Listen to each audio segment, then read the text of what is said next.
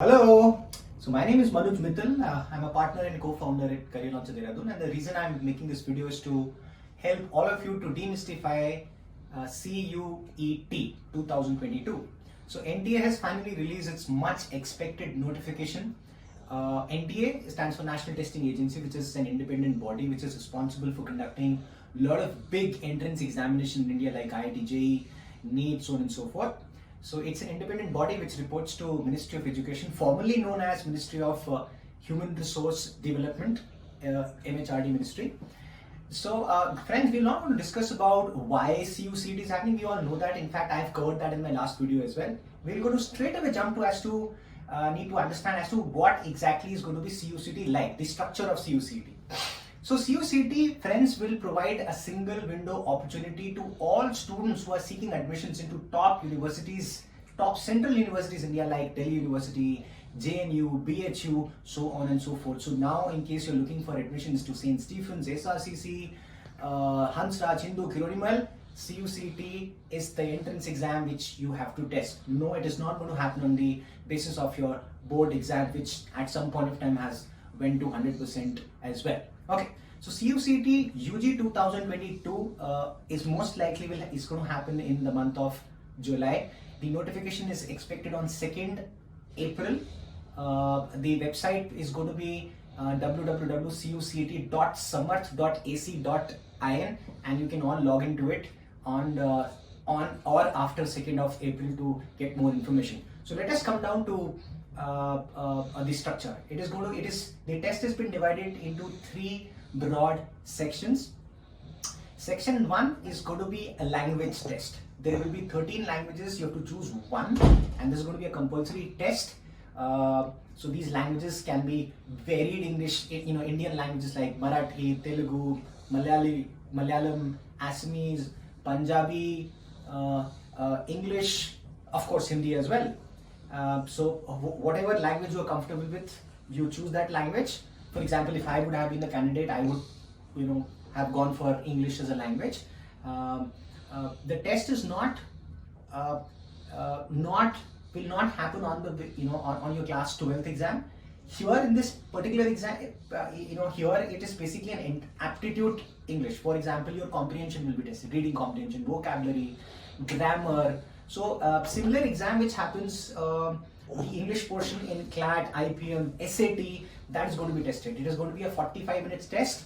You will be given 50 questions and all. You can leave 10 questions. You have to attempt 40 questions. That's it. Second test in the same section, that is going to be 1B, will be of a foreign language test. Now this test is going to be relevant for those people who are looking to study foreign language. There is a popular course which is offered by Jawaharlal Nehru University, B Honours in Languages, which is a world-class program. So you have to choose one language. Maximum you can choose 2. These languages can be Japanese, Chinese, German, French, Urdu, so on and so forth. Okay, so it's not a compulsory test, right? So let's come to section 2. Now section 2 is going to be a very interesting thing, which is going to be, I think, which will happen for the very first time in the entrance exam fraternity, which is going to be a domain specific test. Now, for example, when you look at admissions into overseas university, we used to have a test like a subject SAT, or for that matter, in today's context, we have advanced placement test. So similarly, in case you are looking at admissions, like for example, BCom honors, so you might have to take a test on accountancy or economics or maybe mathematics. You want to go for physics honors, obviously you'll have to write a physics test. You might have to write a couple of more tests as well, depending upon what you have done in the past and depending upon what you want to do in future. Okay, so we still expect more clarity on this. We don't have this clarity. It also depends upon the university. So NT has given this flexibility to various universities to actually choose among the choices which are available in this particular framework. Okay, so there are 27 domains. A student can choose up to 6. That does not mean you have to actually choose 6. You can choose 2, 3 depending upon what you have done and what you want to study. In case you want to choose from commerce to science, you might have to take more tests. The clarity is still expected. Okay, so let's come to the next section, that is section 3. Now section 3 is going to be an aptitude test. It's going to be, they are calling this as a general test.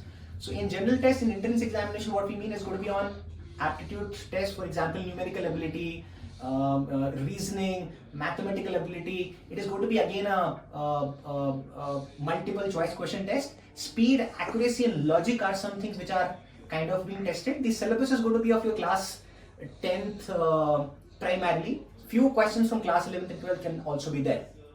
Again, this is going to be a 1 hour test, right?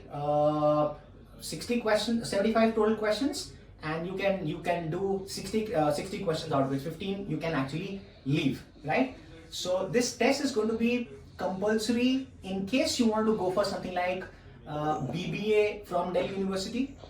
For example, Shaheed Sukhdev College of Business Studies, which is a premier, which is probably one of the best institution in the country and the oldest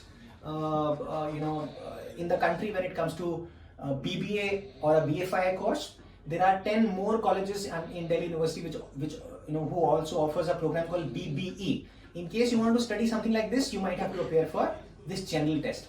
The general test is also applicable in case you want to go for a switch course from science to commerce or commerce to science, in case vice versa.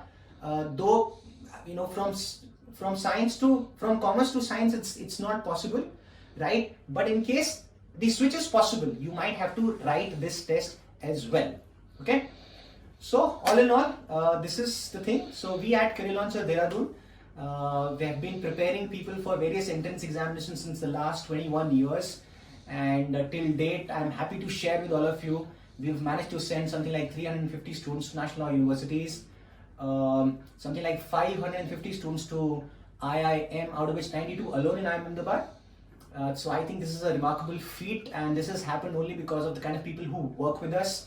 So I'm happy to share with all of you that I'm very proud of the kind of people who work with us. We have people from IITs, IIMs, SRCCs, Hansraj College, Started Accountants, so on and so forth.